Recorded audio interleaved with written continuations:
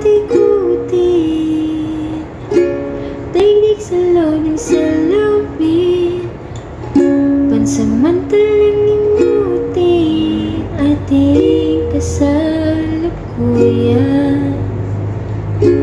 Kapit ka lang sa